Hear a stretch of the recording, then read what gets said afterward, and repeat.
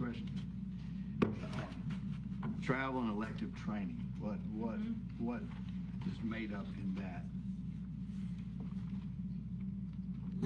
What is that paying for? What is exactly is elective training if it's not required?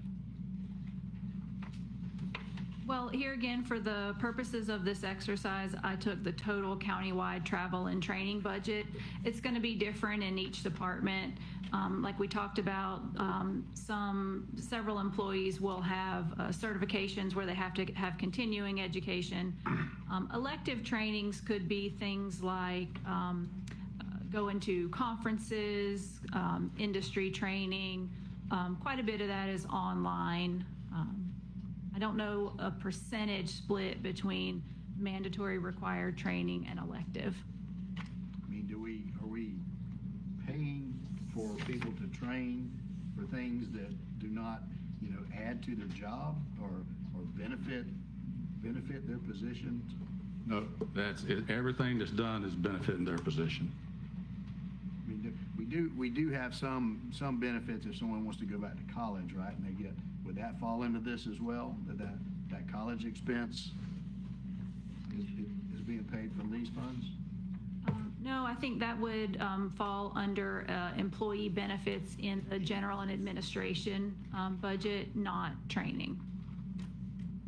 This is departmental training within each department.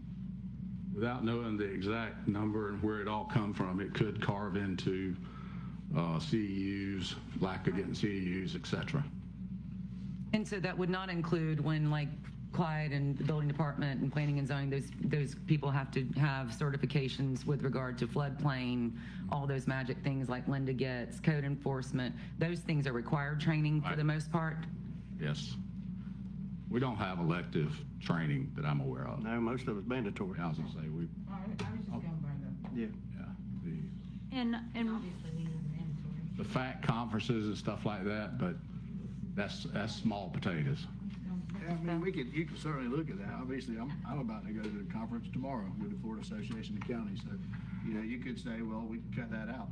But I would absolutely say the benefit of that has far outweighed any cost that the taxpayers have put into it. When we look at the networking that we do and the lobbying that we do on behalf of issues that we set priorities for, and to be able to have other folks helping us fight those priorities. And Thursday, we're going to be setting those priorities for the Florida Association of Counties, by county commissioners. So their policy is going to be what the counties decide we need Florida Association of Counties to focus on.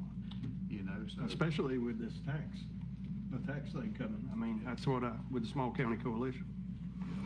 We've benefited greatly by having between staff as well as Commissioner Thomas and other commissioners being on FAC boards.